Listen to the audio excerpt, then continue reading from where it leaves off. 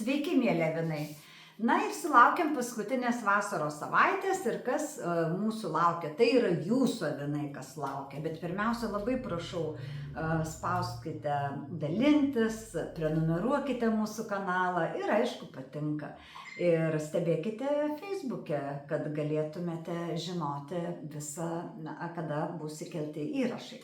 Taigi, brangieji, ši savaitė yra labai įdomi, todėl kad jum yra pakankamai sėkminga.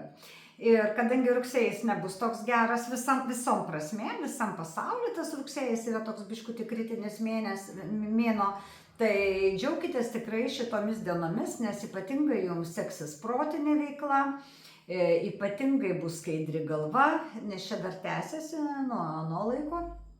Viskas ir jeigu jau tikrai sėdite prie knygų, mokotės ar prie dokumentų, tai tikrai net nustebsite, kad nuveikėte 1000 kart daugiau negu įprastai.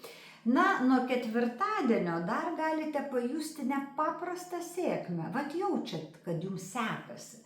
Taigi, jeigu yra ten kažkokių tokių momentų, kad jums reikia apsispręsti ar pirmadienį ar ketvirtadienį, tai geriau eikite daryti ketvirtadienį, kadangi tai bus ženkliai sėkmingesnė jums diena.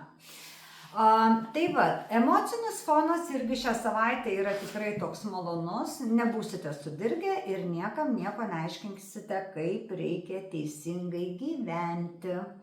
Taip pat galimos labai gražios tokios grožio procedūros arba lengvos medicininės procedūros.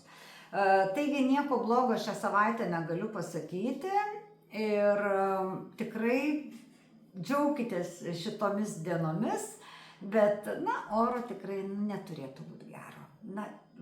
Turi būti kažkas tokio nelabai malonaus, bet jau per šią vasarą pripratote tikriausiai Lietuvoje gyvendami. Taigi, mėlieji, iki kitos savaitės, ate.